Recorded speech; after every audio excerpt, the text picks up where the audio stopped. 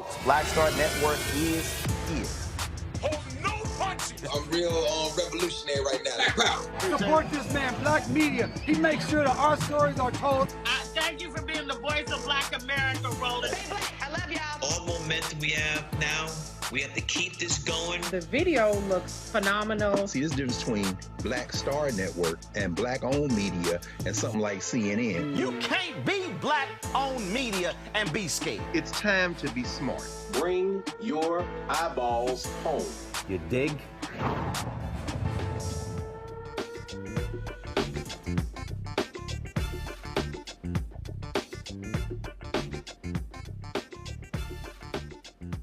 It's Monday, November 18th, 2024. I'm Dr. Omekongo Dibinga, sitting in for Roland tonight. Here's what's coming up on Roland Martin Unfiltered, streaming live on the Black Star Network. Tennessee state officials say the state's largest historically Black university is out of money. We'll tell you how much the state had to give the HBCU to keep the institution financially viable. North Carolina State Attorney General is investigating allegations against Saint Augustine's Board of Trustees. We'll talk to an associate professor about the claims and why a judge threw out a lawsuit against the school Board of Trustees. We'll talk to the civil rights attorney who helped secure a multi-million-dollar settlement between Palm Springs, California, and the surviving former residents and descendants of a Black and Latino neighborhood that the city burned to the ground 60 years ago to make way for commercial development. We'll have all these stories and much more. It's time to bring the funk on Roland Martin Unfiltered, streaming live on the Black Star Network. Let's go. He's got it. Whatever the miss, he's on it.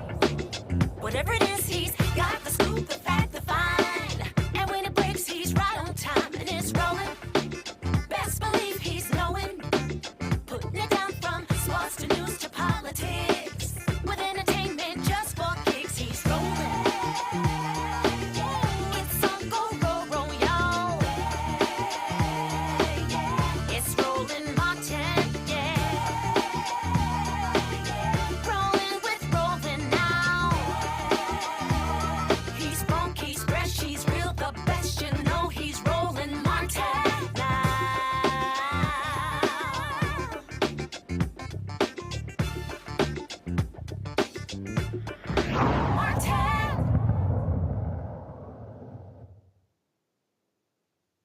Tennessee state officials authorized a $43 million infusion into Tennessee State University's operating budget in November to make payroll and prop up the university for the rest of the year.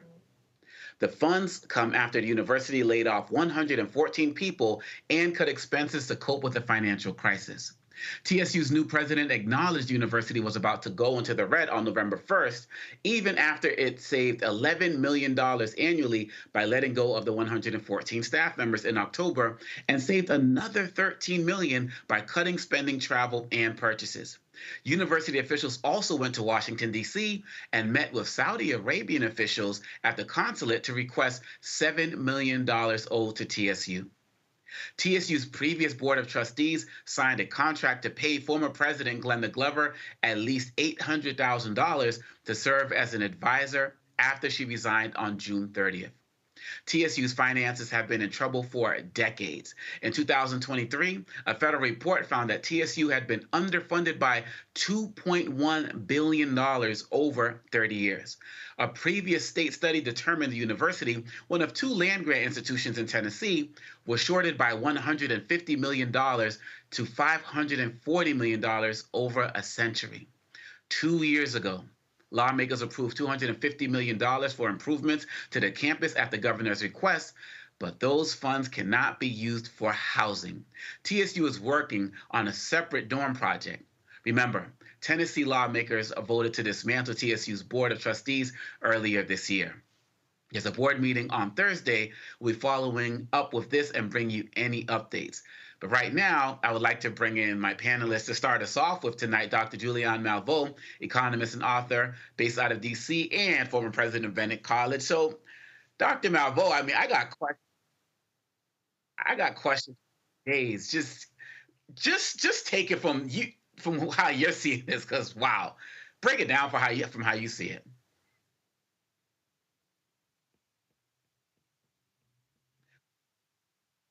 All right.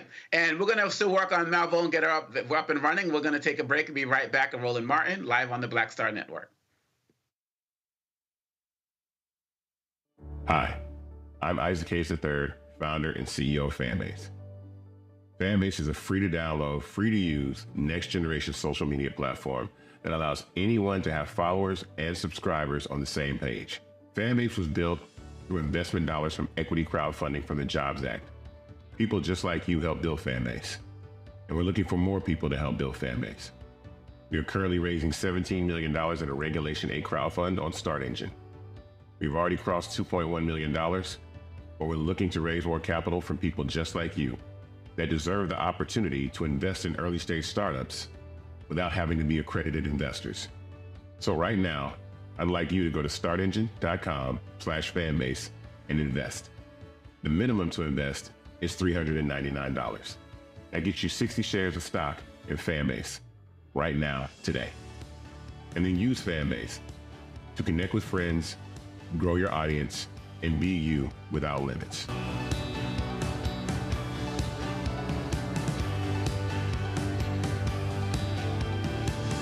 My name is Lena Charles, and I'm from Opelousas, Louisiana.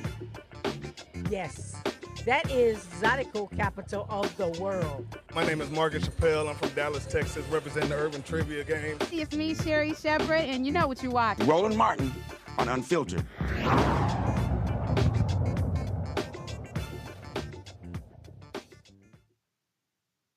All right, and we are back, and we have Dr. Malvo ready to share her thoughts. Dr. Malvo, hope you're doing well. I am. Good to see you in the host chair. It's great to be here. So look, I just needed to lean on your expertise. What the hell is going on in Tennessee? First of all, the college has always been underfunded. The other land-grant university has gotten better funding than TSU has. So that's part of the story, is the persistent underfunding of HBCUs. Number two, it's specious to bring up Dr. Glover's exit package. She deserved it. She worked very hard. She did her very best. She got the university with a higher research status than it had when she came in. And so, to me, talking about how much money she gets or doesn't get is, again, it's hating. She's I think she was there for more than 10 years. She came shortly after I went to Bennett and stayed. She just left. So an exit package is not unusual, and that's something that needs to be dealt with. She wasn't given a present. She was given an exit package. That happens. Number three, there is an increasing hostility toward HBCUs, an increasing hostility that suggests that we don't deserve to be treated as well as our PWI counterparts. And what that has tended to mean when you have hostile Republican legislatures is that they will come down on these universities and they will deal with them very harshly and inappropriately. So TSU is a great university, has a robust enrollment, has a graduate school, should be lifted up, but instead, because of politics, primarily politics, is being dragged down. And so when you look at what's happening at TSU, do you look at it as, one, just no respect for HBCUs? Is it about we want this land? Is it a combination of everything? Is this added to the fact of, blame a Black woman for everything? It doesn't seem like there's much conversation about what you're talking about in terms of historic challenges that have been with the government in Tennessee itself. And it seems like people are trying to paint it as we're kind of swooping in to save this university that just doesn't know how to manage itself. Seems like it's a lot bigger than that. It's much bigger than that. It's BS to say that they didn't know how to manage themselves. They did the best. Glenda Glover did the best that she could with what she had. Again, persistent underfunding has to be something that's addressed. And yeah, there are always haters, and we know that. But also there's the envy of the land that we have and the record that we have. People always want to snatch our stuff. I'm a Congo, you and I have talked offline. I live this in terms of Bennett College. People, we could just have that. We could just have that. I live this. And unfortunately, I'm not as diplomatic as Dr. Glover is. So at a point in time, I was like, if you like it, then you could take a ring off it. But she's done a brilliant job, and she didn't create the financial situation. If the college had been properly funded from Front Street, they would not be here. If an audit is ever done to see what has happened, they would see what has happened in Tennessee in terms of TSU. Um, Again, there's an we live now in a cloud of anti-blackness. I dare say that maybe 10 years ago, there might have just been a transfer of funds without any conversation. But now anti-blackness is in the air. All of us live it every day. And in living that, what we're living is attack on Black education. Understand, if you look at Project 2025, they want to get rid of diversity. They want to get rid of the Department of Education. What they don't want is for our young people to understand what our roots are. They don't want us to read Claude McKay. If we must die, let it not be like hogs, haunted and pinned to this inglorious spot. They don't want young people to understand that there's a history of resistance and that HBCUs and Black people, indeed all of us, have been under attack since we got here. And so the TSU story is just a chapter in the story of how predominantly white institutions and white politicians attack Black people. And given you, I'm so glad you mentioned the students, because that's what I wanted to come to next. Some people like to paint this as an issue of, well, this is at the higher levels, at the university, administrators levels, presidential levels, and the students are just going about their business. But I would assume that students are seeing what's going on. They know what's going on. And in many of our schools where enrollment has been up because people are looking at, our students are looking at these schools as safe spaces, now they get there and they feel like they're being targeted for financial reasons as well. My assumption is that it also adds a certain level of insecurity for the students. Oh, absolutely. When students see their colleges in trouble, it really raises their concern about what happens to me next year. It's when you have changes in the loan policies. I remember back in 2011 when Arne Duncan was Secretary of Education, and he changed the Parent Plus loan policy, which made it more difficult for parents to get loans for their students' education. It created a panic among young people because some of them, their parents had said, I'll pay this much if you pay that much. And if they couldn't get Parent Plus loans, it wasn't going to happen. People do not understand the enormous stress that many African American students, especially those enrolled at HBCUs, and white students enrolled at HBCUs as well, feel when they feel like they're not sure that their money is going to come through. And you can it's palpable. You can feel it in the air. Students wondering, what's going to happen? What's going to happen to me? And so, you put a group of young people in a state of uncertainty. They're already young. They already have issues around finance. And then you throw something else that's like throwing, a match on a tinder block. I'll never forgive Arne Duncan for what he did. And they did have to roll some of it back. But basically, it created a climate of instability and fear. Wow. I want to, I know also with your, economist esteemed background, this one part just really tripped me out. And the part, 2023, when they said that TSU had been underfunded by $2.1 billion over 30 years, but a previous study said that it was only shorted $150 million to $540 million over a century. I mean, the fact that a discrepancy of that large could be just all of a sudden uncovered a year ago, there's something else going on here. Well, what's going on is that these state funded HBCUs have never treated the HBCUs on the same playing field as they've treated their PWIs. And especially when you look at the land grant colleges, they've never been treated in the same way. And so they have to work harder to make their case for why they should be funded. Their students are never funded at the same level that PWI students are funded. I mean, Ray Charles could see through that. Congo, you know that. Ray Charles could see through that. Or Stevie Wonder. Well, any one of our blind brothers is.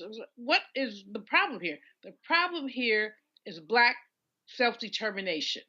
TSU has been a great university, done great work, produced great scholars, but it has been a university that has had to fight for every penny. If you look at the same area, look at Fisk University, which is a private, so they don't have public funding. They have been consistently dissed. Even when they did qualify for state funds, they didn't always get them. You know, lynching culture, don't let me get started today, but lynching culture, you could do whatever you want to do to Black people and basically have no consequences. And so part of that is the underfunding of our schools. The financial crisis is a crisis that was made by white supremacy. It's not a crisis of mismanagement. If you went back through and audited those books, you will not find mismanagement. You will not find profligate spending. What you will find is a very careful stewardship of the few funds that are available there. So I don't know what to say. When I read about this, I was just flabbergasted because Dr. Glover is a friend and a colleague, and I think she's done a brilliant job. But I think when she resigned because she'd had enough of white people and their nonsense. Had enough of a state governing board, which, when it tilted Republican, decided that TSU had assets that they could take. And so when you then turn this college into something that's a financial crisis, well, gee, we have to take it over. And we know about Tennessee. We know about the two young brothers there in the legislature, one of whom I believe is a TSU alum, who have stood up and said, challenging the State Board of Education, which has gone in there with a bunch of falsehoods, to attempt to take over some of those assets. Understand, if they didn't have any assets, or let me get real ghetto, if they had no assets, their would not be up in this. I'm trying to be clean, but there are valuable aspects to that university that some would like to take over. So we thank you, Roland, thank you, Congo, for lifting this up, because we got to fasten our seatbelts. The new president and his people want to eliminate the Department of Education, which is a source of funds for many of our HBCUs. So what are they saying and what are they doing? And this is a problem. I want to bring in Eljoy Williams, a political strategist and host producer of Sunday Civics out of Brooklyn, New York. I'm such a fan of your work. Great. I'm such a fan of your work, I must say, to start with. And I want to get your take on, when you look at this, some people want to look at this HBCU situation, or this is just a school thing, this is just an education. But with the work that you do on Sunday Civics, is kind of what we've been talking about now. What are your thoughts on the fact when people just say, actually, if you realize this is all political? Well, everything is political. And as Dr. Malveaux has already mentioned, there are valuable assets that we have to pay attention to. Of why are people trying to take control over whether it's university space, whether it's our other institutions in our community, is to ask those questions. What is at stake? What do we lose? And what are people trying to gain for themselves? And so with anything, as you know, as a listener of the show, is getting to the root of what the issue is, who the decision makers are, is really important. And shining a light on these issues, because quite often these happen and we're talking about it after the fact. And so to really shine the light on it now as it is happening, for people to ask the questions and to be engaged and be involved in the process is really important. And given the work that you do on these campuses and across the country as well, do you feel like there's going to be additional hostility towards what's happening? I mean, we've already looked at what's happening at TSU to be kind of hostile enough, but is it going to be increased given how so many people try to make HBCUs a kind of hub for political activism coming into this election? And now that we have Trump in office and everything that's going on that way, do you feel like the backlash is going to become more intense, the target is going to be more intense towards TSU? Well, listen, I did a show a couple of weeks ago talking about the intense and political environment on college campuses in general. And certainly with HBCUs being a prime target, I do think that we should be hyper vigilant, not only about our education institutions like HBCU, but we've also seen just recently what tried to transpire in Congress. And so I think we need to be on high alert about our community institutions, whether they be education institutions, healthcare institutions, or even our general community nonprofits, which is something that I argued yesterday on the show to talk to people about. Take that disappointment that you may feel, that anger about what happened in the election, and double down into our communities. And there is an open invitation from community organizations, from education institutions, for people to come in and be a part of making sure that we have sustainable institutions in our community that are controlled by us, that we maintain because they are important to the structure of and the future of our community. And so everybody needs to go back and accept that open invitation to be engaged and involved so that we can maintain these institutions, which are vital to our work on a regular basis. Absolutely. And Julian, given your experience at the college level, given your experience as an economist, given your experience of what happens on these campuses and how things go down, what do you think is going to happen next as it relates to Tennessee State University? Probably the State Board of Education is going to come in and they'll try to make some moves. People politically need to be ready for that and be ready to fight back. But that's the next step, is that the State Board of Education is saying that the college is unstable. I think the least of their concerns should be Dr. Glover's exit package. Everybody gets one. I got one. It wasn't $800,000, but whatever. I didn't work for 10 years. But that's customary in higher education, that someone would get an exit package. Focusing on that as opposed to focusing on the ways that the state of Tennessee has systematically underfunded Tennessee State is really what needs to happen. But I do think that the State Board of Education will make some moves. As we know, about a year ago, the governor switched up who was on the state board, taking some people off who were more friendly to TSU and basically stacking it with Republican anti-Black folks. And so TSU alums and others need, and all of us really, need to listen to the clarion call and push back. But it's very likely that there will be some administrative changes depending on who is on the education committee of the legislature. It could go through or not. It is a blow to HBCU land and HBCU focus. It is a blow. But at the same time, we know that we do not roll over and play dead. We fight. We fight. We fight. And there are tens of thousands of TSU alums of both parties who can make a difference. This is going to require activism. This is going to require pushback. And so take that thing from up under me over Congo about paying the former president $800,000. That's not the issue. That is truly not the issue. The system worked there for more than 10 years, and most people have that in their contract.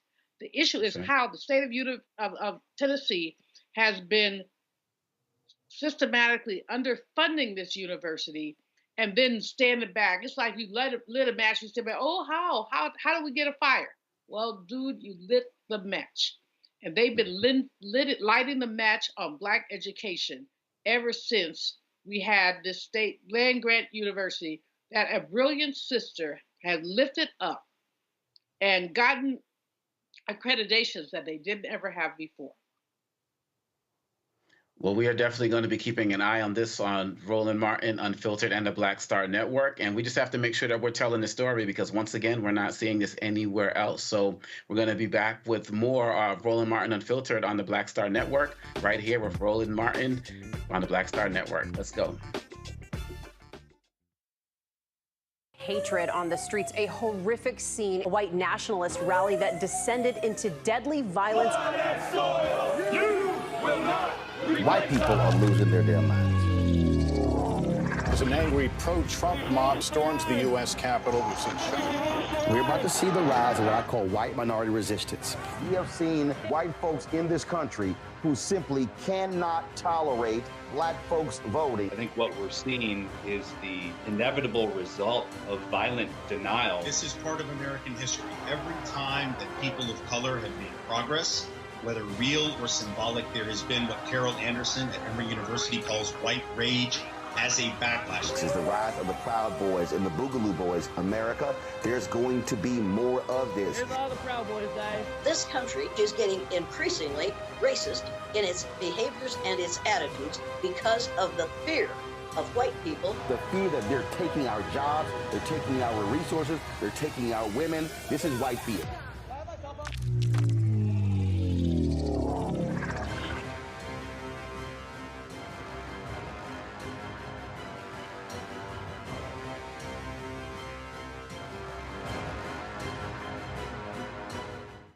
Hi, I'm Dr. Jackie Hood Martin, and I have a question for you. Ever feel as if your life is teetering and the weight and pressure of the world is consistently on your shoulders? Well, let me tell you, living a balanced life isn't easy. Join me each Tuesday on Black Star Network for A Balanced Life with Dr. Jackie. We'll laugh together, cry together, pull ourselves together, and cheer each other on. So join me for new shows each Tuesday on Black Star Network, A Balanced Life with Dr. Jackie.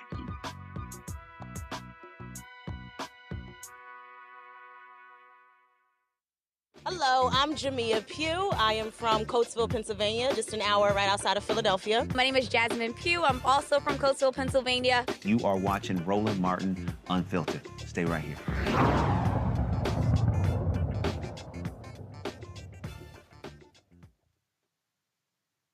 In an historic move, the Palm Springs, California City Council voted unanimously to approve a settlement offer for the surviving former residents and descendants of a Black and Latino neighborhood that the city burned to the ground 60 years ago to make way for commercial development. Civil rights attorney Ariva Martin joins us from Los Angeles to discuss this multi-million-dollar settlement. Ariva, how are you doing? I'm good. How are you? Glad to be in conversation with you. Oh, absolutely. And you've been doing tireless work across this country on the issue of reparations, as well as so much other activism. But this particular one, I know we spoke about recently. Can you just share your thoughts about this settlement and how long it's taken to get here and how the community is feeling? The community is elated. You recall the beginning of this journey. I think Dr. Omikango Dabinga, you have, and I have been in conversation on my show many times about Section 14 Palm Springs. This was a community that was really forgotten about. It was written out of the history of Palm Springs. Many people don't even know that they're African Americans and Latinos that were early settlers in Palm Springs. Many Black folks moving from the South to escape the Jim Crow era of the South, looking for the American dream, came into Palm Springs and helped to provide the labor that was needed to build this city into the desert oasis that it is today. They also provided the workforce for the rich and famous that made Palm Springs their playground. They were the cooks, the nannies, the chefs, the drivers, and all of the staff that's needed to support the Hollywood types from Lucille Ball to Frank Sinatra to Gene Autry. And when the city no longer wanted that community in its downtown, wanted to capitalize on some changes in federal law that would allow the indigenous tribe that owned the land, Section 14, to have extended leases on the land, the city pretty much hatched a plan to remove this community, to burn it down, to demolish it. and it upended what had been a thriving community of African Americans, Latinos, and other minorities who couldn't live anyplace else in Palm Springs because of racially restrictive covenants. And it's important to note that there were many, many activists throughout the last 6 decades that tried to get recognition for the contributions of these men and women, tried to get the city to acknowledge their humanity and their dignity, and all of those efforts failed. So when you think about the decades-old struggle that has been the history of this journey, and to think that this movement, led primarily by seniors in their 70s and 80s, what they were able to accomplish with this agreement with the city in a 5-0 vote is quite remarkable. And we see so many stories about Black Wall Street, and so many stories historically about cities that were razed to the ground, and people try to get efforts to be recognized and the like. But we're talking about something as recent as the 1960s, and people don't realize that that history is so close to us. How does it feel when you see that people are actually getting this acknowledgement when other parts of the country, say with our two remaining survivors of Black Wall Street, they're still not getting the type of respect and recognition that they deserve? Is it a bittersweet type of situation? Do we continue to use this as motivation to keep push forward? How are you seeing that?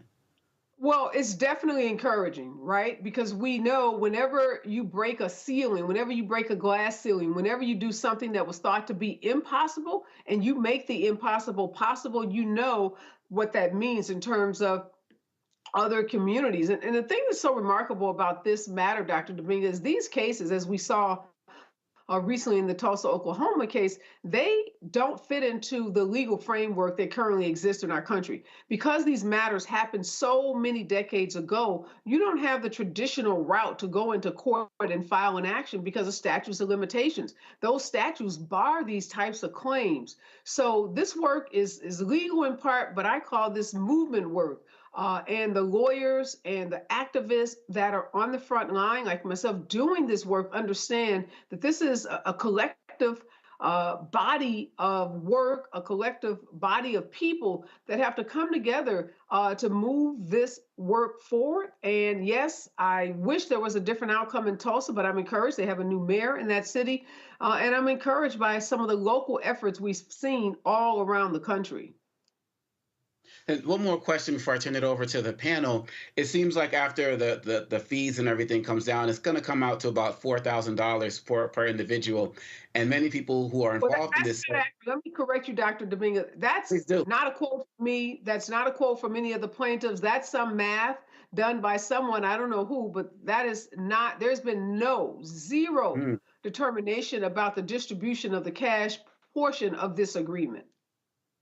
And so that even makes my question even more important, because it seems at the end of the day that regardless of how much they resolve it for, it's really about something deeper than that. Oh, absolutely. This was never about money. Like I said, this whole process exists outside the legal system. So we knew going in that we would not have the traditional kind of cases that you would have. Let's say if you walked outside your door and got hit by a car and you filed a personal injury claim. You would have rights and entitlements based on filing that claim timely, not being barred by the statute of limitation.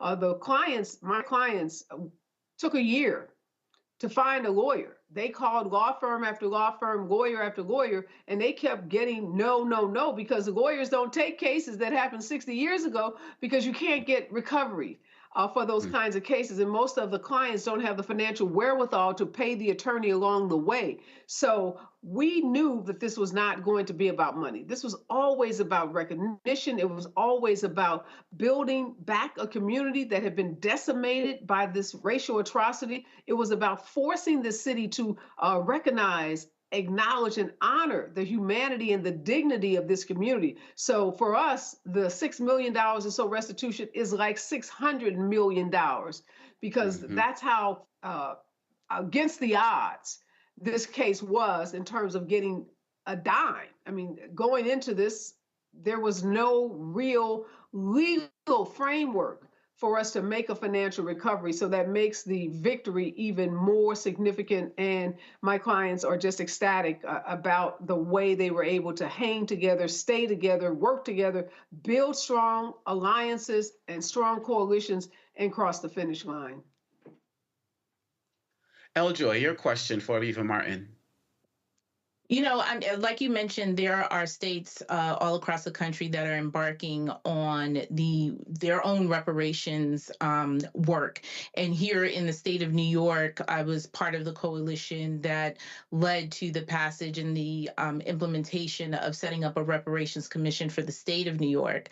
I wonder if you could share, as these commissions start doing their work, from your experience, what should not the lawyers or the legislators, but what should the average person who may be watching with maybe skepticism about the process, how should they engage, or what should they expect to participate in? Well, they should expect, LaJoy, a very long and arduous battle. This is not work for the faint of heart. This is not, again, like I keep using that personal injury example. This isn't, file a lawsuit, establish liability, establish your damages, and then, expect some kind of settlement, mediation, or maybe even a jury trial. It's not that. It's not like the police brutality cases that we see. It's not like some of the other civil rights cases that you see in the news. These cases are very, very complex. There are often lots of participants, most of whom are dead, because we're talking about things that have happened so long ago. And in many cases, the narrative that has been written, like in the case of Palm Springs, California, is one that demonizes the individuals who are, in fact, the victims. So you're not only fighting with a legal system that is hostile and a legislature oftentimes that's hostile, you're also fighting a narrative. In Palm Springs, they had labeled my clients squatters. They had labeled their community, an eyesore, public nuisance. So we were having to overcome a media narrative that had taken place and that had become quite entrenched in the community for over 60 years. So when you go into a community that has been told you have no value, you have no worth, we've erased you from our history, and the media has bought into that, and they've been telling the story that way for so long. You can imagine how long it takes to change the hearts, the minds, the psyche, and even the public narrative. Yeah. Julianne. Hey, Ariva. Second time talking today.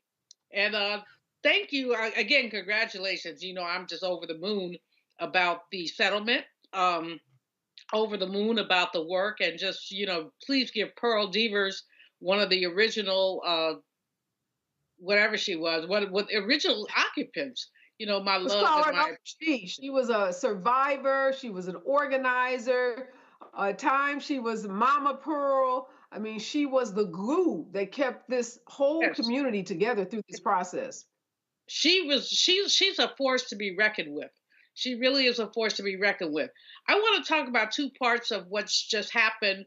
You talked about erasing the Black and brown presence in Palm Springs, but one of the parts of the settlement is going to be a monument of those people. So I want you to talk about that a little bit more. And then in terms of the money, the first piece of it is the first piece. There's a possibility of more. It's not about the money, but we look at the wealth gap in these United States. Part of the wealth gap is a function of what's happened here. When I think of Pearl's story, her dad built their house with his hands, all those people had to leave. Sometimes they went to work, and when they came back, their houses had been burnt down.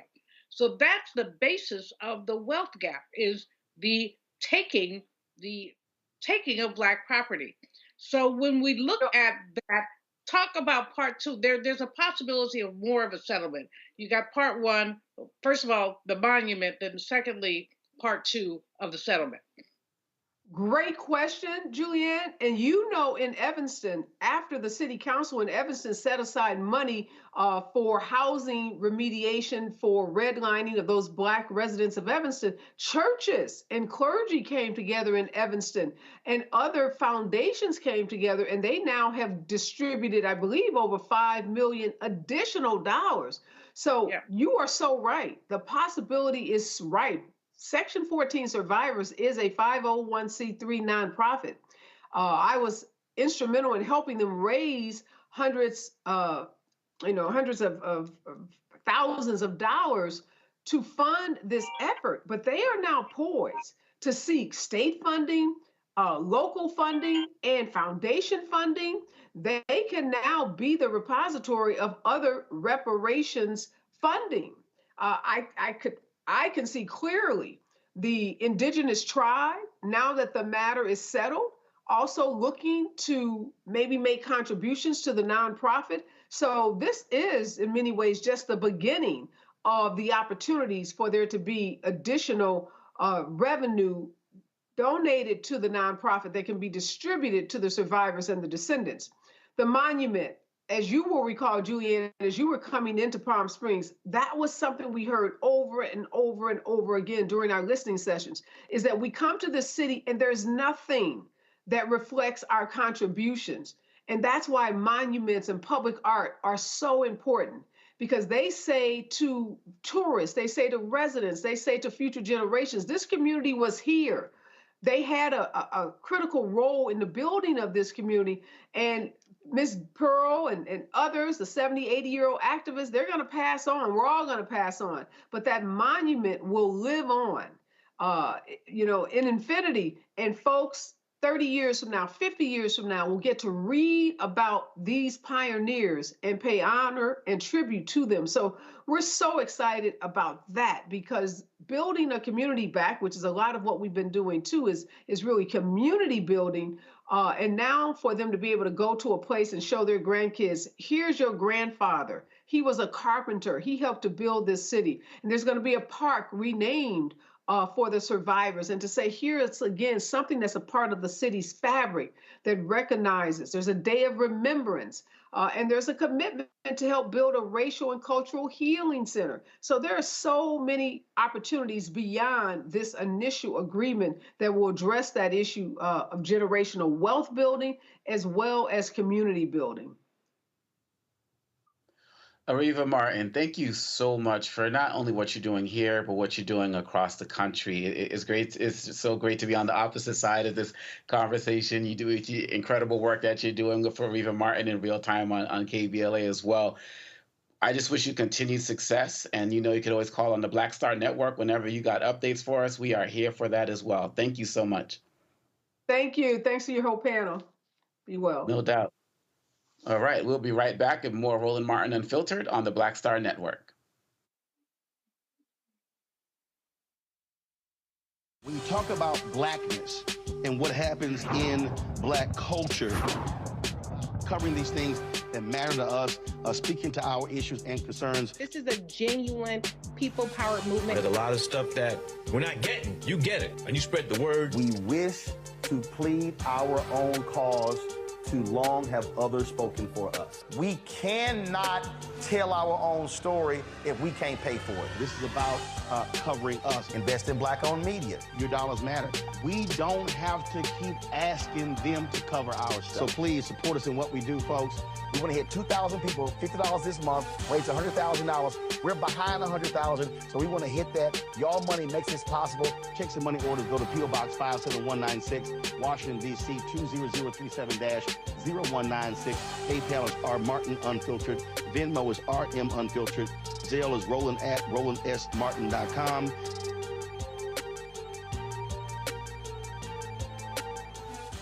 What's up, y'all? Look, Fanbase is more than a platform. It's a movement to empower creators, offering a unique opportunity for everyday people to invest in Black-owned tech, infrastructure, and help shape the future of social media.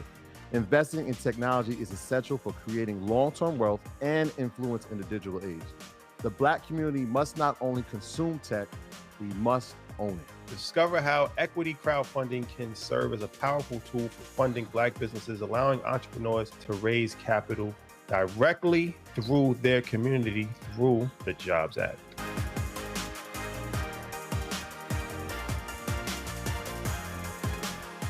Hi, everybody. I'm Kim Coles. Hey, I'm Donnie Simpson. Yo, it's your man Dion Cole from Blackish, and you watch Roland Martin Unfiltered.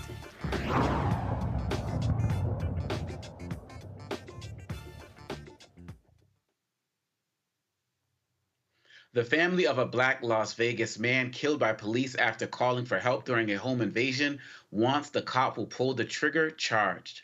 On Tuesday, November 12th, 43-year-old Brandon Durham called 911 to report that two people were shooting into his home, where he lived with his 15-year-old daughter, and they were attempting to break in. Durham later told 911 dispatchers that the suspects had entered his residence and he planned to lock himself in the bathroom.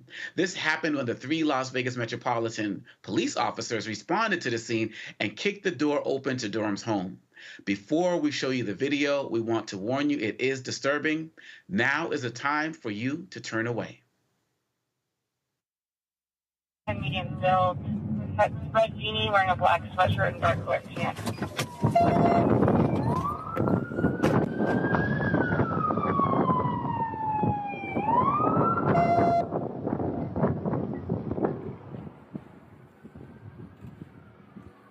Hey, they said they made entry. We got to go in there. Yeah, we got to go in. Hey, one we have a broken window and we're going to make entry. Yeah, kick it! Yeah.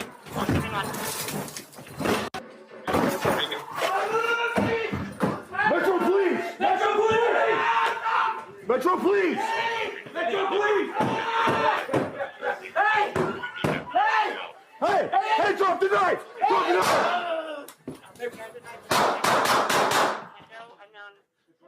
Put your hands up! Civil rights attorney Lee Merritt said this about the incident during today's news conference.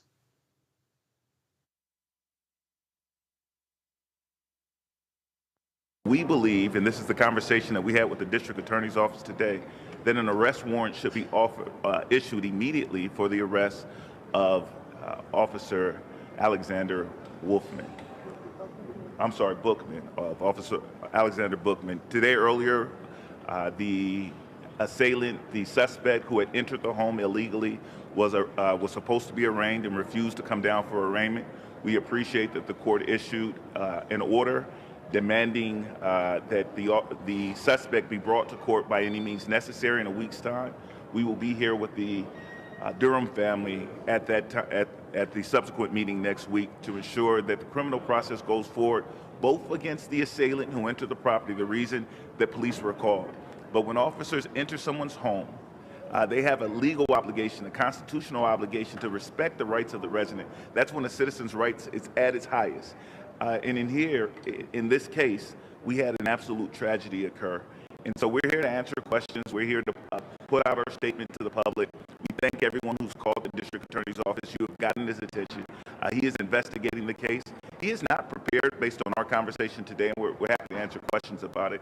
But he was not prepared today to take the immediate and swift action that we would like to see take place in the form of the arrest of the officer. However, he did explain to the family the process that this office goes through before presenting a criminal indictment to a grand jury, an opportunity for a criminal indictment against the officer to a grand jury. We were able to speak with the prosecutors involved in both cases, both of the suspect and of the officer-involved shooting. And we are looking forward to a criminal accountability on both sides. Joy, we see a situation here where a man is trying to defend his home. Not only is he trying to defend his home, but he called the police and basically gave them a play-by-play of what was going down. And yet still, within his own home, he loses his own life trying to defend his home with his daughter in the home. When people have these conversations about police misconduct and police brutality, and people are not trying to hear us, these are the types of stories that we're talking about. Yeah, first my my condolences and my heart to the family, and particularly his young daughter, who, if you're mentioning saying was in the home as well, just the trauma. And I hope that she is receiving all of the support that is necessary along with the family as well. This is a very tragic story, and so many instances that we can point out where there are failures here in terms of the safety safety of the public, and particularly the safety of Black people in our society. To call 911 to give information, there's the question of what information was communicated. But more importantly, is an officer arriving on the scene and just watching that unfold. And while he is yelling commands, is there time to really assess the situation of what is happening, in addition to what you've been told leading up to arriving at the home? And so this is very tragic for this family. And again, all of our support and encouragement for that family dealing with this at this immediate term. But there's also this greater failure to the public that, one, decreases the amount of times that people even feel comfortable calling 911 for an emergency situation. And so then who do you call? Two, that it needs to be swift and rapid justice, so that people feel some kind of, whether you want to call it an accident or malpractice, whatever you want to call it, but that we will immediately address the issue so that we do not lose further confidence in the system that is supposed to protect everyone. And, we continue to see these stories, and it just piles up the distrust that our communities have with law enforcement because of the outcomes of this. And Julian, just to tie this to the election and national stories, I hear people say, Democrats have to learn to speak to normal people. They just care about their schools and how to feed their kids, and they want to be safe in their neighborhoods. But they never talk about who in our communities many of us feel the need to be safe from, to be protected from. They just talk about, we just need the police on the streets, but they never add the part that for us, simple occurrences to major issues like this can lead to our dying. Let me exhale for just a moment. I mean, this whole story is so jarring. First of all, the man called the police, which means he had enough faith in the police to call the police, to think that they would make a difference. He said, I'm going to be in my bathroom, locked in. He said, my child is here with me. What part of that did they not understand? So they come and they kill him, and they have excuses, and they always have excuses, but they have excuses. It was an accident. It didn't happen. Over Congo, we have seen so many of these stories. It's like, what do the kids say? Something about rewind. I forget what they say. But anyway, something about, let's just do it again. We're going to do it again. And they're going to do it again. The issue, when you connect this back to the election, is you're having two kinds of people who hear public safety in two different ways. So you have a whole bunch of white folks who are grabbing their pearls and talking about they're afraid of whatever. And you have a whole bunch of Black people who not grabbing their pearls because we've never grabbed our pearls. What we've been saying is we just want the same kind of protection that others have. We want safety. We want the opportunity. And there are so many Black people who are afraid to call the police because when we do, the results are not always good. You call on a mentally ill relative who's showing out, they did. You call on, I have a friend who unfortunately was in a battering situation. She didn't want to call the police on her boo, but I told her, I said, you know what? This bro needs to be stopped. He got shot in front of her. She didn't want him shot. She just wanted him removed from the property. And that's what she said is remove him from the property. So many of us do not trust the police because the police do not think that we're human beings. See, it breaks all the way down to that. When you talk about some of the cases we've talked about on this program, somebody being beaten because they ran a light, beaten darn near to death because they ran a light. You know, it's like body blows every time it happens. All of us are sitting there holding our belly saying, no, no, not again. But it keeps happening again and again and again. That's why the George Floyd Act is so important. President Biden has some opportunities. He only has 2 months left, maybe a month and a half, 2 months left to be president. He can make that an executive order. Now, Mr. Trump is likely to reverse the order, but it would be a statement of solidarity. He could make an executive order on reparations. Yeah, the orange man would reverse it, but it would be a statement of solidarity.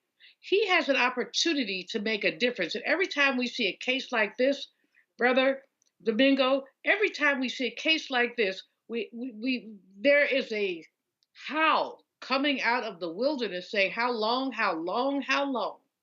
And I suspect that as the next 2 years, because I'm hoping that we have opportunities with the Congress in 2026, but as we see case after case after case like this, I'm hoping that people will say, no, enough, we must resist. Because you know, that orange man wants to indemnify police officers from the things that they've done. So no, it literally, I wish I had looked away when you said look away, but I'm grown, so I got to look at it. But all I have to say is this stuff takes you by your neck, by your throat, and pulls you up and says, how long? How long? There have been 5,000 documented lynchings in these United States. You know, I'm talking about lynching thing today. 5,000 documented lynchings, but these are also other kinds of results of lynching culture. You can do whatever you want to a Black person and have no consequence. His name was Brandon Durham. You need to say his name. I'm so appreciative that Lee Merritt is on the case. And Merritt, if you're listening, please come to us at the Black Star Network with any updates as we continue to uplift this man, his story, and his family. We will have updates for you as we get them. I'm going to take a quick break right now. You're listening to Roland Martin Unfiltered on the Black Star Network. Hatred on the streets, a horrific scene, a white nationalist rally that descended into deadly violence. White people are losing their damn minds. As an angry pro-Trump mob storms the U.S. Capitol, we've seen We're about to see the rise of what I call white minority resistance. We have seen white folks in this country who simply cannot tolerate Black folks voting. I think what we're seeing is the inevitable result of violent denial. This is part of American history. Every time that people of color have made progress, whether real or symbolic, there has been what Carol Anderson at Emory University calls white rage as a backlash. This is the rise of the Proud Boys and the Boogaloo Boys. America, there's going to be more of this. Here's all the Proud Boys, guys. This country is getting increasingly racist in its behaviors and its attitudes because of the fear of white people. The fear that they're taking our jobs, they're taking our resources, they're taking our women. This is white fear.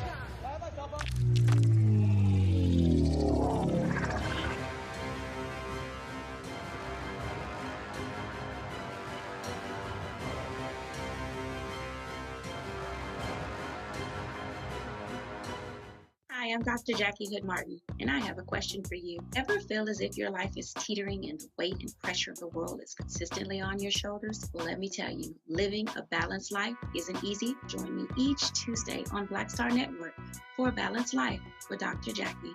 We'll laugh together, cry together, pull ourselves together, and cheer each other on. So join me for new shows each Tuesday on Black Star Network, A Balanced Life with Dr. Jackie.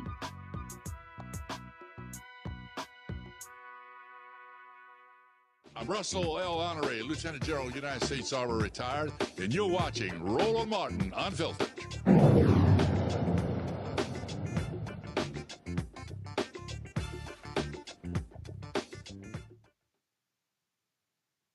In North Carolina, the state attorney general's office plans to look into allegations about the conduct of the Saint Augustine's University Board of Trustees. This announcement comes after a judge dismissed a lawsuit filed by a group of alumni known as Save SAU against the university's Board of Trustees. The group sued the board, alleging that Brian Boulware, chairman of the Saint Augustine University Board of Trustees, benefited from the brokerage fee paid by the school on a $7 million loan, allowed wire transfers for hundreds of thousands of dollars with no paperwork, and left the university on the brink of losing its accreditation, and with it, federal funding nearly 8 in 10 students depend on. Associate Professor Dr. Derek L. Sauls joins us now from Raleigh. And Dr. Sauls, wow. I know. I mean, when you see these types of stories and you almost want to laugh to prevent from crying, because these issues are so serious. And when you talk about 8 of 10 students depending on this money, these are real problems that people just don't want to discuss. Well, this is true, and the sad thing about it, we have so many still first generations that need to go to college, and the whole mission statement of Saint Augustine University for to be there for the downtrodden and those are disenfranchised. And like they say, like you used to have last chance universities. For some of them, this is their last chance, and here we are, at this crossroad, which is terrible. And when you talk about it as people looking at it as a last chance, do you feel like it's that type of perception that makes people feel like they can just run amok and do whatever it is they want to do because nobody's going to care about this community? I think it's indicative of our society now, where what has happened is that, you think about it. Back in the day, 30, 40, maybe 50 years ago, parents, who had never, even finished high school took their children to HBCUs. And when they dropped them off, they told the teachers that, hey, look, I've taken my children as far as I could go. I'm giving them to you. So now that you can take them to that next level, and, give them the opportunities in which I never had. And that was specifically, especially here in North Carolina with the cadre of HBCUs that we have here, that it was just impressive that how people knew that their children had to get just maybe 300 years away from the really captivity aspect of it, and then almost 100 years away from slavery. Now we have a chance to get to another level in life, and now we have our knees cut, our feet cut up from all the way up from the feet all the way up to the knees is cut off, and all we're doing is dangling now, waiting for something else to happen. And it seems as it's looking right now that there's just no accountability. It seems like Boulware is getting off scot-free, and it seems like when it comes down to it, the people who are on the ground, people at the university are being left hanging right now. How is this affecting the energy and the mood on the campus? Well, initially, what came about is that a lot of alumni and just people in general, were thinking that, hey, look, Save SAU is suing the school, and it was put out there. It was like a PR campaign to counteract us that we're suing the school. We were never suing the school. We noticed that in order for the school to be effective and go forward, that we need to have a transition in the board. And like anything else, you throw a couple of bad apples in the barrel, the rest of rest that is that most of the other bad apples are going to become bad. But we didn't have a lot of bad apples on the board. We just have some manipulative situations on the board. And once we were able to analyze and see exactly what was going on the board, we said, well, look, we just can't go and just surgically excise them off the board. First, we get the board to be transitioned out. And then, like anything else, those that want to be on the board, you will be available to, come back on the board once we sift through and see exactly what your aims are, and do you really understand the true, art of sacrifice and the mission statement to get the university to the next level. But we ended up at a point where we had just basically go to court, and the court threw it out because they said we didn't have good standing, because we found out that this board of trustees basically had a total autonomy, where they had initially about 100 and some pages of bylaws for the board, and now it's whittled down to about 30 pages. If you really go and you dig deep within that, you will see where basically they were maneuvering to get to a point where, with this total autonomy, they could pretty much do what they want to do. And when we went to court, they said that we needed somebody who was on the board to bring this suit forward, because they was that person could come forth and say, hey, look, I was on the board and I was injured, so that way we would have standing. So basically, through that, the judge made her decision that we didn't have standing because the board has total autonomy. But the beauty of it is that our lawyer, Eric, he came out and stated that said, well, if it's being thrown out because we don't have standing, there's another alternative because in the state of North Carolina, the Attorney General can take precedence and step in and totally go in and do a forensic analysis of exactly what has happened. And we thought it was going to be a while before the Attorney General got involved. But the interesting thing is that before the ink dried on the decision that evening, a news spokesman named Gallagher, he reported on WRL that the Attorney General's office is looking into it. And next thing you know, the next day, the Attorney General said, "Hey, look, we're boots on the ground." Basically, I'm finding out that they've been watching this situation the whole time and had to see exactly how it unfolds so they would know exactly what to do and how to do. Because now, if you look at the audit, even in the audit, it's stated in the audit for 2022, is that the people who did the audit said it's kind of strange that all of a sudden there were $350,000 transfers, cash disbursements and more, accounting to almost $10 million. And there are no records to follow up on what happened. So in the military terms, we used to say somebody's been scrubbing the records. So in the process of just this audit in itself, it's implicated that something went wrong. Now I got a true feeling that the Attorney General's office is going to ask the same question. What went wrong, how it went wrong, and when it went wrong? Because we gave the board a chance to say, hey, look, we're going to step aside and we're going to try to rebuild the university. But instead, they try to give us a black eye. But I'm not worried about getting a black eye because it's a black eye of like John Lewis said, this is good trouble. It'll be a good black eye because it's not about me. It's about paying it forward for those who are still disenfranchised and downtrodden and sticking with the mission of Saint Augustine University and getting to that next level. And are there questions being asked or investigated about where this money actually went? Some people have some ideas of where it went because, like anything else, they were wire transfers. And even though sometimes people think they get off, wire transfers, forensic, investigation, it can find out where it was sent, how it was sent, and when it was sent. And seeing that the Attorney General office is involved in this now, there's only so many things that I can say and others can say. We have to sit back and wait and see what happens when the next shoe drops. But we know when it drops, it's going to drop heavy. It's just one of those things that, there are some things that are there. And that's all I can say at this point in time. There's some things that are there, and it's more than just a smoking gun. Some bullets had struck because of the process of striking. You know what has happened with the predatory loan situation coming in there, and still, there's been, there are faculty that haven't gotten paid, the staff that hasn't gotten paid. Wow. And so where do you stand as it relates to the threat of potentially losing accreditation? Because obviously that's a major part of this as well. Are you fearful of that? Is this something that's going to happen much later down the road in terms of when this will actually be taken up? Where does the accreditation part of this stand?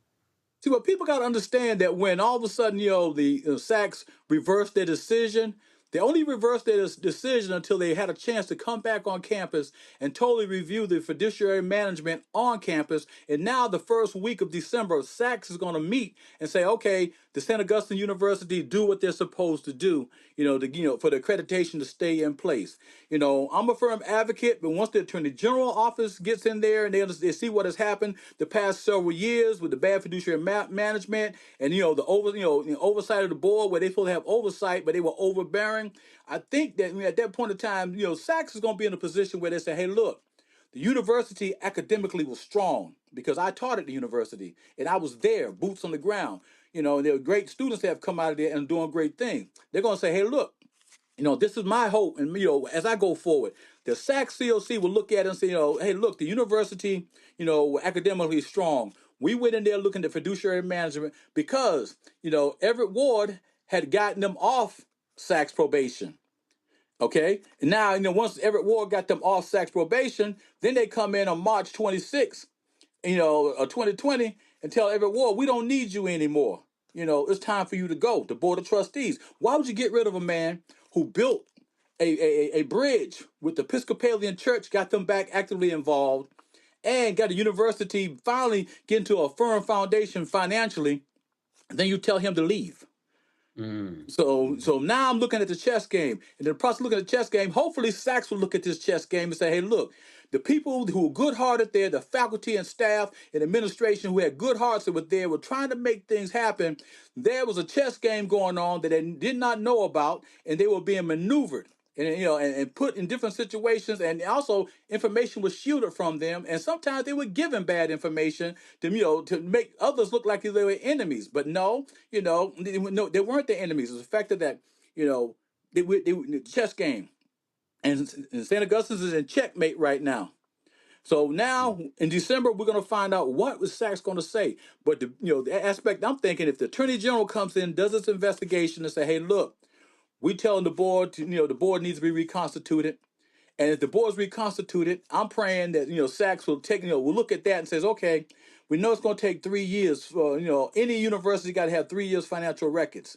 So I'm praying that Sachs COC will say, okay, the board is left, they reconstitute the board, and they got people in place to get the university back into its flagship status. As a as an HBCU and a university overall, because so many great people have come out of that university, they will say, hey, okay, let's reevaluate this accreditation with St. Augustine's. Academically, it was strong. Let's give them 3 to 5 years to get back on a firm foundation. I can live with that because I myself, even though I'm in the fourth quarter of life, I will go back there and teach. I would have no problem going back, to teach there and try to, put things back in place, that would, have been torn down since the accreditation and the loss of the students. So, with that in hand, maybe we can get to a point where Sachs COC will say, well, we never made a decision like that before. But now's the time, because now's the time where people are realizing that, we do make mistakes. Things do happen. Some things are out of our control. And that was out of our control. Because the faculty and staff and administration, we fought a good fight. Even some of the presidents fought a good fight. But you could not go up against the board of trustees because there were manipulative things going on behind the scene, and the chess game was getting played, and we didn't know that we were the pawns being used in the chess game. So now going forward, I hope, once the Attorney General makes a decision, the board's reconstituted, we get the board reconstituted, get the faith of the people back in with us, and the community back with us, and the alumni back with us, because even with the alumni, some of them have been sitting on the fence saying, no, this can't be happening. Save SU is suing the school. No, we want to reconstitute the board. Because we put out a resolution back in January, and we have numerous signatures on that resolution where people were supporting what we were doing, because we said we want to reconstitute that board from day one in January. We didn't say we want to sue the school, because we have people on Save SCU who have been actively involved in working in university. They were there feeding when things started going south. And vendors started walking away. The grass wasn't getting cut. The kids weren't getting, no food. It was Save SAU and Falcons Unite that went on that campus. Especially Falcons Unite that did the I call the Macedonian call, where they said, "Hey, look, we need you. Come back home." And people started donating, giving, and they were feeding kids to get them to the end of the semester, because they were very downtrodden and heartbroken. And one of the young men in Falcons Unite had a son that was there. And he's had to transfer to another school, but his daddy finished from St. Augustine's University. Him being the oldest son, he wanted to finish from St. Augustine University, but he couldn't because of the situation. And I know he's bleeding at this time, because that's catastrophic. I know if it was my son, I would be like, hey, we got a problem here. But it has to be done in the right way, because at the end of the day, it's about Save St. Augustine's University. Dr. Sauls, I'd like you to stick around. I want to sneak in a quick break and then come back with some questions for the panel, if that's okay. Okay. We'll be right back on Roland Martin Unfiltered. When you talk about blackness and what happens in black culture, covering these things that matter to us, speaking to our issues and concerns. This is a genuine people-powered movement. There's a lot of stuff that we're not getting. You get it, and you spread the word. We wish to plead our own cause. Too long have others spoken for us. We cannot tell our own story if we can't pay for it. This is about covering us. Invest in black-owned media. Your dollars matter. We don't have to keep asking them to cover our stuff. So please support us in what we do, folks. We want to hit 2,000 people, $50 this month, raise $100,000. We're behind 100,000, so we want to hit that. Y'all money makes this possible. Checks and money orders go to P.O. Box 57196, Washington, D.C. 20037-0196. PayPal is R Martin Unfiltered. Venmo is RM Unfiltered. Zelle is Roland at RolandSMartin.com.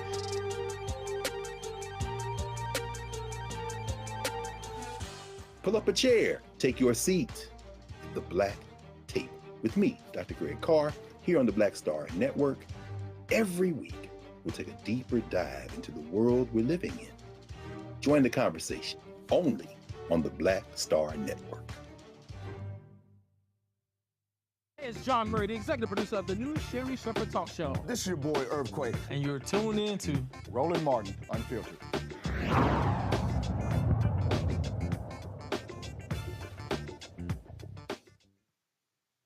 And we are back with Dr. Sauls talking about the Save SAU campaign. And I want to turn it over to the panel. Dr. Malveaux, do you have a question for Dr. Sauls? Absolutely. Hey, bro, how you doing? I'm okay, and you? I'm good. Former North Carolina HBCU president. So okay, I feel you've been at college 2007 to 2012. Yes, I'm quite familiar with that situation too. Yes. Well, we were able to get our accreditation. The issue is SACS. I mean, there are many issues, but the whole accreditation piece, if you don't have accreditation, you cannot get federal student loan money. Students cannot get loans, and that becomes the crux of it. I think that SACS is an intrinsically political organization, and I think they got some racism up in there. But I just say that, I don't work there no more. But there's some racism up in there. But it also seems that in this case at St. Aug's, there are a series of internal issues that have caused this crisis that you're dealing with. The Save SAU group seems like a good group, but at the same time, you know, there's always a question of, is there another path? So I mean, Save SAU, great organization, good intentions, but does this, do we look like crabs in a barrel when this happens? Is there another way to reconstitute the board? And I do think that SACS could play a role in reconstituting the board. They could say, y'all don't have to have this board, have another one. They've done that in other universities. So just question, crabs in a barrel, is there another way? Okay, when it comes to crabs in a barrel, you know, I in particular knew there were certain people that if they were to step down from the board, I would have no problem, you know, having the whole board removed. But, you know, a couple of them dug in their heels. I'm not at liberty to say at this time, a couple of them dug in their heels. So when they dug in their heels, you know, and I truly understand that because I'll tell you a personal situation where we had a Dr. Gaddis Falcon there who was an interim president. And they were talking about, well, bring somebody else to take him out. But see, Dr. Gaddis Falcon was over at Shaw University, and I watched him while he was over at Shaw University. He implemented a lot of programs over there, you know, at Shaw University, and especially in exercise science, fitness, and athlete. Back then, athletic training. But now you have to go pre-athletic training because the athletic training programs have gone to the master's level. So I watched him, and he's also alumni, and he's good-hearted. So then when he came over there, you know, it was basically like, hey, look. We want you to, you know, basically the board said, we want you to do a certain situation. And he said, no, I have to respect that person highly. And when he didn't do that, it was like, look, you know, you're going to have to go. So I knew some people on the board. I went and talked to one in particular. I said, look, man, y'all need to relax. Falcon's good. Give him another year to help, level us out because we still weren't broken at that point in time because Ward had just left and we still in a pretty good financial, situation, but, they decided, especially this one particular person approached me. So I'm going to tell you like this. We got the votes to get rid of him. And when we get rid of him, you can go right behind him. I know that personally. So when they say crabs in a barrel, man, I'm like Deion Sanders. I kept the receipts because, I saw this day coming. I kept my receipts. So now with my receipts, I'm sitting back, in a way I tell some of the people in Save SAU, I feel kind of bad because it's personal to me. Even though I never went to a HBCU, I taught there at Saint Augustine University for 10 years. And then in the early 90s, I taught there for 4 years as adjunct faculty. I have a passion for HBCUs because I grew up in Boston. There are no HBCUs in Boston. If we had a HBCU in Massachusetts, I think a lot of the people up there would have been way down the road because it's that passion, that caring that you find at HBCU that really cares and molds and makes their students. Because you take the imperfect student, and then by the time they hit their junior year, they're ready to take off. And when I say take off, I had a young lady who came there with a 1.7 grade point average. And she said, can I get the public health scholarship? I said, baby, I'm going to tell you, you got to have a 2.5. She said, please, Dr. Saul. I said, I tell you what, we're going to take it on a semester by semester basis. That January, she came to me. She said, I don't need the money now. I said, what, you quit school? I got ready to start crying. She said, no, I got a presidential scholarship. She went on and finished with a 3.5 grade point average, went on, got a full scholarship to UNCG, then came back to teach at St. Augustine University before all this happened. So it's not really crabs in the barrel. It's just that some demanding people that were on the board that were self-serving, and narcissists also, which is crazy because I would like to sit back and say, look at the laurels and this and that, but I know that hey, we only here for it. We're time travelers, so all we can do is pay it forward. And when I say pay it forward, I look at how my children been blessed going to college. I want other people's children to be blessed going to college, so that way there'd be a cadre of a lot of kids that are out there that have gone to college, so there'd be some commonality there about building the kingdom of God. So crabs in the barrel, no, this ain't a crabs in the barrel. Some people have alluded to, look, you being a crabs in the barrel, you should have sat on the sideline and waited till we got all this okay, and then and then we could have sat down and worked this out. It wasn't orchestrated like that.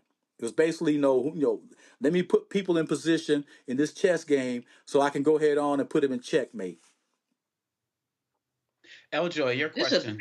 Black violence, so bro, it's black on black violence when the board and the alums. Really, I agree with you like 97%, but there's an element of black on black violence here. There's some people who are TSU alums or who board members who do not have the best interests of the college in mind. So before you answer that, Eljoy, I want you to get your question in as well. And Dr. Souls, feel free to wrap in your answers to both based on what Dr. Malveaux said as well. Eljoy? Okay. Yeah, just as you're wrapping up and responding to Dr. Malveaux, would love to hear also how you and others believe that the wider public, the wider community can support the students during this process. Okay, what has happened, since there's no longer any Pell Grant there at the university, the students, number of students have dropped. So I have been watching the situation at hand. So basically, when you have a situation like this, it's like, who do you get, in school to take to the next level? So I think, watching the number of students there and, the level of students there, most of them are seniors, what they're trying to do while they still have their accreditation, get those students graduated. And then, I guess they're going to try to figure out, what is the next step. But there's some, once the Attorney General gets involved, you'll find in the upcoming weeks or maybe upcoming months, there was some behind the scenes reasons why there was some bad fiduciary management. I'm not at liberty to say it this time, but then, that's why I say it's not, black on black violence. It's just the fact that, some alumni became on the board became self-serving. And like anything else, when you become self-serving, you got to, figure out whose you are and what you are. And I said, if you truly are on the board and you trust in God. And the thing is, contact some of the board members and ask them how much money have they given to St. Augustine's University. We can start there because I talked with the foundation person, the person that raises money, institutional, advancement. I said, can I get a rundown on what the board gives? And he said, man, you'd be surprised. Some of them, they don't give nothing. They just, when they go to CIAA, they just have a good time on the university's dime. So that's where we at. And then when it comes to, the Pell Grants, things of that nature, and the students going forward, we're going to try to work this out. If we can work this out, and next fall, with Sachs coming back, I know you say Sachs, maybe some elements of racism in there. We got to battle against that. We got to, play just as hard as they hard as they do. And if we can get the alumni to really galvanize, because the Alumni Association has been pretty much sitting on the sideline because the president has them sitting on the sideline where she had come about and say, hey, look, this is a rallying cry. This is something we have to do, but then I think, they're looking at other situations where some, places they disband alumni associations. And so we just have to try to figure this out. But it's not black on black crime. And when it comes to the students, we still have Falcons Unite that does a monumental job of seeing what students, need, what they need, and, and applying the needs of those, to help them out. They need, plane ticket back home or bus ticket, things of that nature, even when it comes to food. And even when the faculty and staff weren't getting paid, Some of them were calling Falcons Unite, and we would get together and I said, we would just say, oh, who can give what, when, how much can you give? And whatever we can give, we just divvy it out and make sure people stay in their apartment. Because there people, lost their, their apartments, they've lost their, mortgages, they housing mortgage, they lost their homes, cars, and a lot of those people have really fallen behind. And it shouldn't be like that. It shouldn't be like that. Well, as a person who was born and raised in Boston, I definitely understand what you're talking about in terms of how we could have used some HBCU love. And I just really want to thank you for your continued efforts and work on this. And please do keep us updated so we can continue to broadcast and let people know what's going on, because other people should be talking about this, but they're not. But you have a home here at the Black Star Network. So please, thank you very much, Dr. Saltz, for joining us. And we look forward to hearing from you again. Okay, thank you. All right. And we'll be right back with more Roland Martin Unfiltered on the Black Star Network. Hi, I'm Isaac Hayes III, founder and CEO of Fanbase. Fanbase is a free-to-download, free-to-use, next-generation social media platform that allows anyone to have followers and subscribers on the same page. Fanbase was built through investment dollars from equity crowdfunding from the Jobs Act. People just like you helped build Fanbase. And we're looking for more people to help build Fanbase. We are currently raising $17 million in a Regulation A crowdfund on Start Engine. We've already crossed $2.1 million, but we're looking to raise more capital from people just like you that deserve the opportunity to invest in early stage startups without having to be accredited investors. So right now, I'd like you to go to startengine.com/fanbase and invest. The minimum to invest is $399.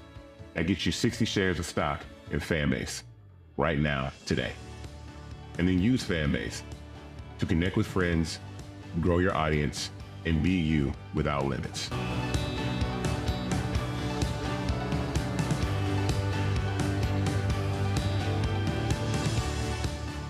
Black Star Network is here. Oh, no punch! I'm real revolutionary right now. Thank you for being the voice of Black America. All momentum we have now, we have to keep this going. The video looks phenomenal. See, this difference between Black Star Network and Black-owned media and something like CNN. You can't be Black-owned media and be scared. It's time to be smart. Bring your eyeballs home. You dig? This is Essence Atkins. What's the love king of R&B, Raheem Devon? It's me, Sherry Shepard, and you know what you're watching. You're watching Roland Martin Unfiltered.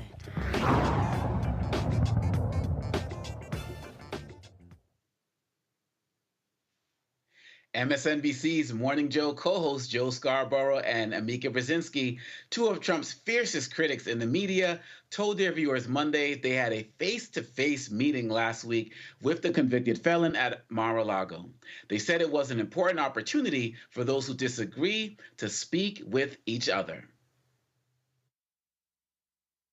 Joe and I went to Mar-a-Lago to meet personally with President-elect Trump. It was the first time we have seen him in 7 years. Now, we talked about a lot of issues, including abortion, mass deportation, threats of political retribution against political opponents, and media outlets. We talked about that a good bit. And it's going to come as no surprise to anybody who watches this show, has watched it over the past year or over the past decade, that we didn't see eye to eye on a lot of issues, and we told him so. What we did agree on was to restart communications. My father often spoke with world leaders with whom he and the United States profoundly disagreed. That's a task shared by reporters and commentators alike. We had not spoken to President Trump since March of 2020, other than a personal call Joe made to Trump on the morning after the attempt on his life in Butler, Pennsylvania. In this meeting, President Trump was cheerful, he was upbeat, he seemed interested in finding common ground with Democrats on some of the most divisive issues.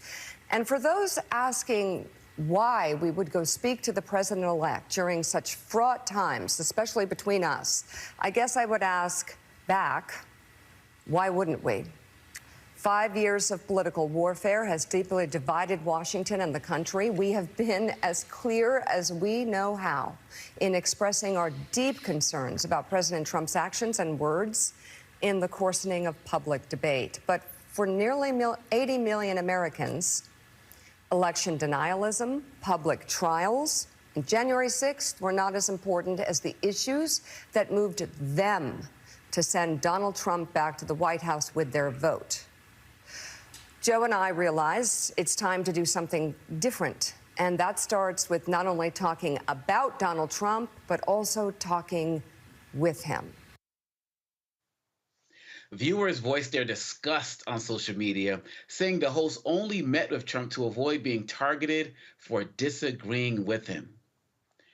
We should also note that Trump was a man who said he knew nothing about Project 2025, for example, but also recently appointed Brendan Carr, chairman of the Federal Communications Commission. He wrote Project 2025's chapter on the FCC. Eljoy, I bring up that last point because in the work that you do in the spaces that you occupy, I know you're all about coalition building and talking to people who have diverse opinions. You can kind of build something together.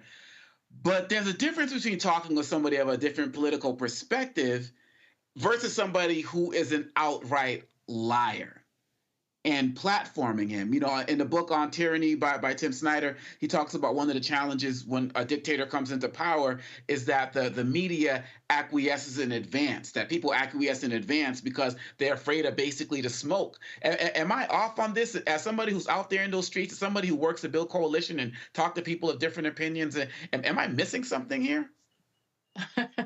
No, I found out about this when the team sent it to me that we were going to discuss it today, because I've long since stopped watching cable news because of, one, the 24-hour act as if we can't talk about any other story but these three things that happens on cable news, but also these types of things. And what it read like to me, what just watching what played before me, it seems like this PR campaign that's being instituted. Don't believe anything that you've heard, even if you heard it from directly my mouth. I'm going to be a kinder, gentler, Trump in this administration. And it seems that that is the talking point that a lot of people are running with and are attempting to get in good favor so that they are not shut out. When the bottom line is that people are trying to maintain the eyeballs and therefore maintain their dollars and cents, and making sure that they are not completely shut out from engaging in this administration that would boost their numbers back up since it has been dwindling. So I am not falling for the banana in the tailpipe. I am not falling for the kinder, gentler. I am going to believe a person who stood on stages, who stands before us on a regular basis, whether that's through his social, through his words, through his actions, and tells you exactly who he is. And so he can say all the live long day that he's not familiar with Project 2025, probably because he doesn't read. However, what is clear is that those who came up with it are familiar with him, and they are familiar enough to seek power and be in charge of institutions that they are deliberately wanting to be appointed to in order to destroy. So I would say to folks, and I've said to my membership and I say to others, believe people when they tell you who they are. And out of his own mouth, he has repeatedly told us that. And certainly other people who have clear agendas of dismantling a number of our democratic institutions, they know who he is and know how they can move their agendas forward. And that's what we need to pay attention to, not the PR stunt and the PR campaign, and for other people who are concerned about their own pockets and not the American people. Yes, and Julian, one of the things I find interesting is that they talk about, and look, in my work, in the work that I do in my DEI spaces, my whole thing is about finding common ground, but it's about people who want to actually find the common ground. When I see these conversations about we need to learn how to talk to each other and so on and so forth, these guys have no interest in talking to us. It's always a matter of us having to go to them. And so when I look at this looks at a situation like it could be the exact same thing. It's like Trump won, everybody come to me now, even though I don't really give a damn about y'all anyway. How do you see this? You know, first of all, I remember when Mr. Trump said some really ugly things about Mika. She was bleeding from wherever, and just really distasteful things. I don't see how she, with a straight face, could have and calling her, pulling her daddy in there was like lowball. But I don't see how, with a straight face, after someone has denigrated her that way, to go and talk with him, and her husband also going to talk to him. But you know what, what Joy said was correct. People are trying to make sure that they're not cut out of the access. This is predatory capitalism at its best. What do I mean by that? These people want to make sure they're on MSNBC. They don't want to get, they want to keep their sponsors. They want to keep their access. They're Washington insiders. They still want to be Washington insiders. Don't be surprised if you don't see them turning up at the White House for some party or some event or something like that, because that's what's going to happen. Basically, they are, Areva Martin's husband has a word for it, and I forgot it.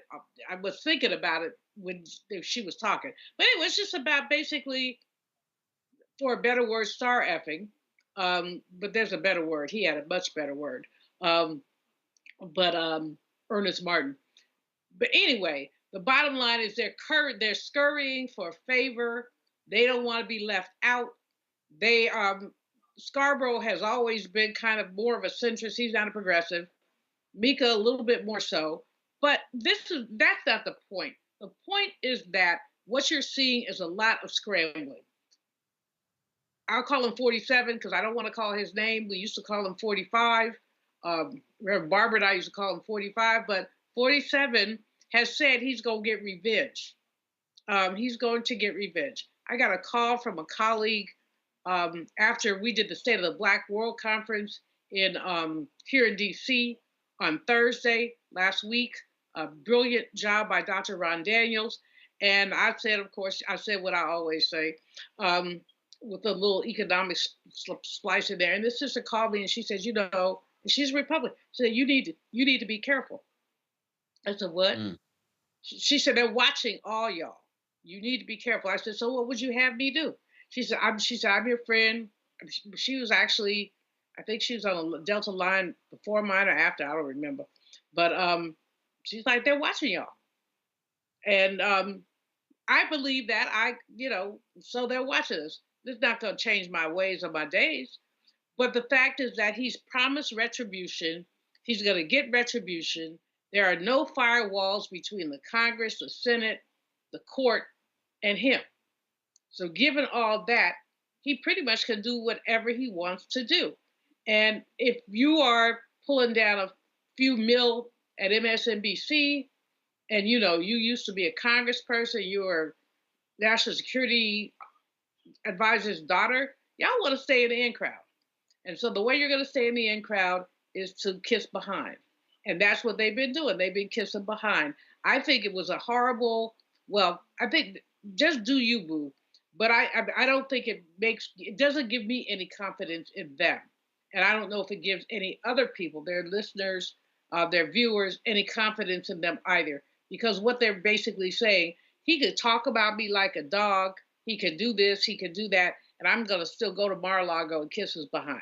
So I hope you like the taste of, when you kiss in the behind of someone whose diapers spill. That's all I have to say.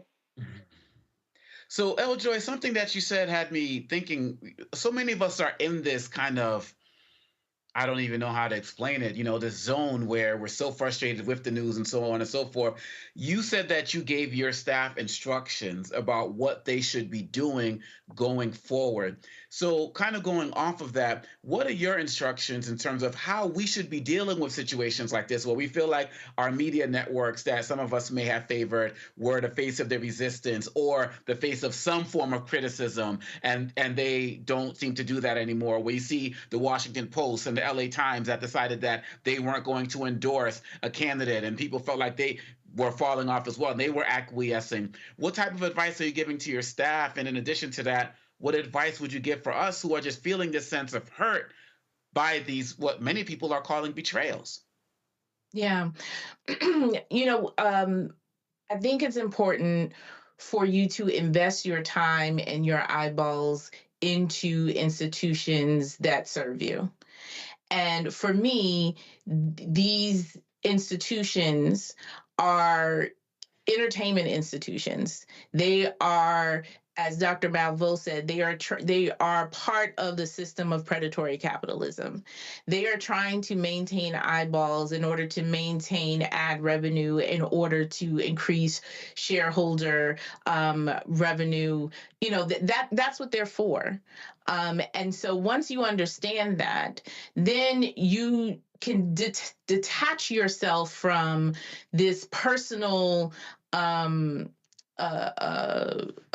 connection that we seem to have built with some of the folks that are reporting quote unquote news. I remember a time, my grandmother, and watching news with my grandmother, she watched a particular channel because she trusted the news from that particular person that, they were giving her facts, they were giving her the information. If someone breaks that trust, right? So you then develop this personal relationship. You feel like this person is delivering the news directly to Eljoy, right? That they're thinking of you as they are putting their stories together and having this conversation. For me, that has been broken. There is, I'm taking my eyeballs, I'm taking my support to institutions that are going to serve me in one way and giving me the pure facts, and giving me news and not heavy on their opinion. Before you give me opinion, tell me what happened first. And we see a lot we've become accustomed to this cable news piece that we're in, where people are just giving you their opinion on things before they actually give you what happened, what the facts are. And so with that, I'm divesting from those institutions and instead investing in local news, in community news, in NPR, and sort of other places that can give me. And I don't want just an echo chamber. Let me make sure that people understand that, because I read from 36 different sources every morning for my 2 hours in reading news. I read from 36 different sources, some that are more progressive leaning, some that are more conservative leaning, just to understand what is happening all across the country.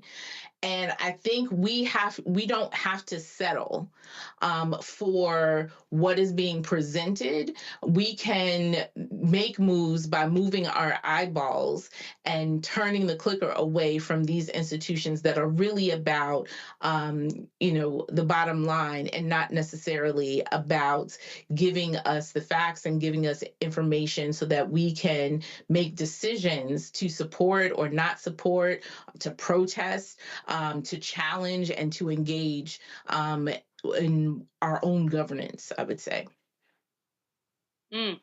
Well, you're talking about shifting those eyeballs, as Reverend Carr says in our commercials. People need to bring their eyeballs home. And it's going to be sad to see so many of these other networks and individuals just acquiesce in advance. But you all know here on the Black Star Network, we're going to keep it real. And so we hope that those eyeballs continue to grow with us as well. As Roland Martin said last week, he started with like 1,500 subscribers or something and reached 1.5 million last week. And we're approaching 2 million. So that's our goal right now. So we hope that many people will follow Eljoy's advice and bring those eyeballs right over here to the Black Star Network as well.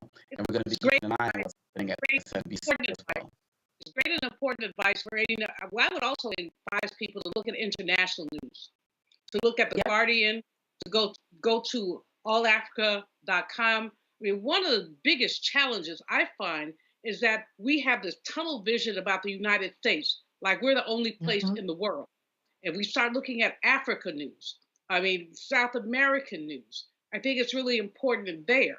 I find, I mean, I am a CNN junkie, I'll admit it. But lately, I start turning that mess off after 30 minutes in the morning. I do my prayer call, then I pray for the fools. And what has happened in my observation with CNN is that too many of the anchors have too many opinions. In other words, this woman was on last week and somebody brought up the issue, the stupid Republican commercials about trans people. And she said, well, I have 2 little girls and I'm just worried that some boy on a football field. And I'm like, give me a bloody break. That did not belong in the conversation. So we have to not only be discerning, but get out of the United States. Listen, watch BBC, something else, because when other people look at us, they see how flawed we are. We have had this myth of American exceptionalism, and it was a myth, but it held for any number of reasons. But this Trump nonsense makes it clear that there is nothing exceptional about this country. That when they say make America great again, when was it great? When was it great for Black people? When was it great for poor people? People have to be discerning about, I used to say years ago, there's a reason I don't like white people sitcoms. Because when I open my door and let those fools in my house, if you look at some of this, no, they couldn't come in my house. So why would I watch them on television? And that's beginning to be the way I feel about some of this news. I mean, I watch Simone. I love her, love her, love her.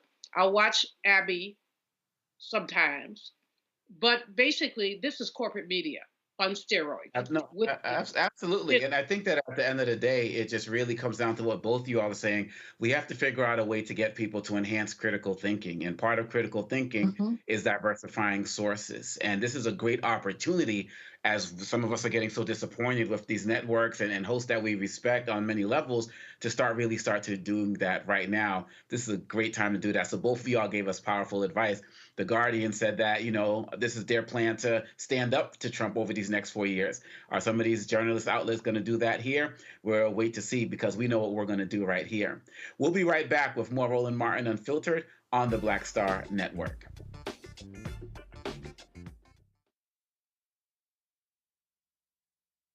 Black Star Network is here. Oh, no punch! I'm real revolutionary right now.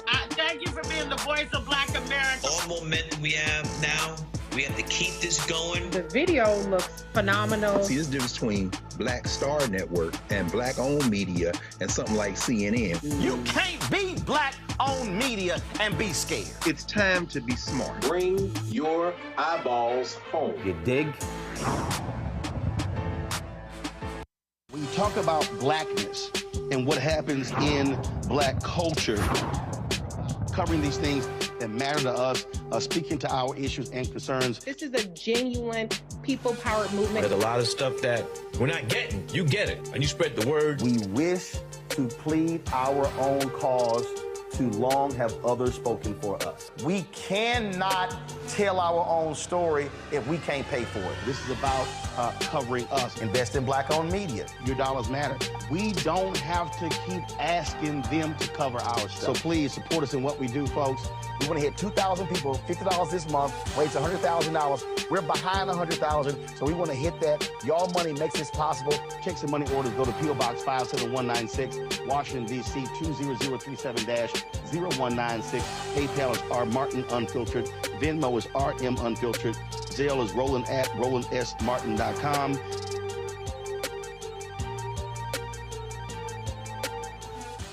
Farquhar, executive producer of Proud Family. Bruce Smith, creator and executive producer of The Proud Family, Louder and Prouder. And you're watching Roland Martin Unfiltered.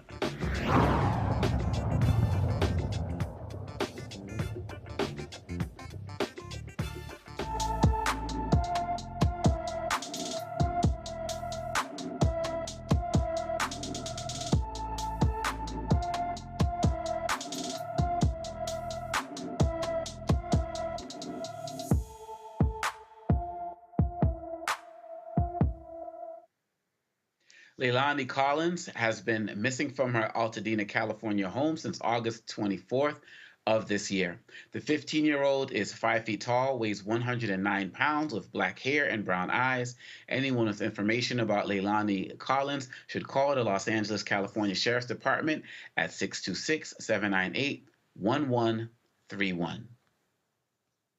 The prosecution in the trial of a former Marine accused of the chokehold death of Jordan Neely on a New York subway rested its case today. Daniel Penny's attorneys moved for a mistrial again after the medical examiner mentioned the word homicide during Friday's testimony when discussing Neely's cause and manner of death. Penny is not on trial for murder. He's charged with criminally negligent homicide. His attorney argued that the witness's use of the word murder could be prejudicial. The judge ordered the word to be stricken from the record and continued the trial. The defense maintains Neely died from complications of sickle cell trait and not strangulation. However, the medical examiner said she believed Neely would have died from asphyxiation, whether or not he had sickle cell trait. Testimony is expected to conclude before Thanksgiving. Penny is facing up to 15 years in prison. Eljoy, you are in New York. What is the vibe there? What are people seeing? What are they saying about this tragedy? Well, first, people were disappointed in the person not being charged with murder going forward, straight out. And that's probably the reason why you would see a witness mention that on the stand. So there was some disillusionment about that because, as the medical examiner mentioned, the intervention of this person into the incident is what caused the death. And, certainly the community writ large hopes that that would be the verdict in this case.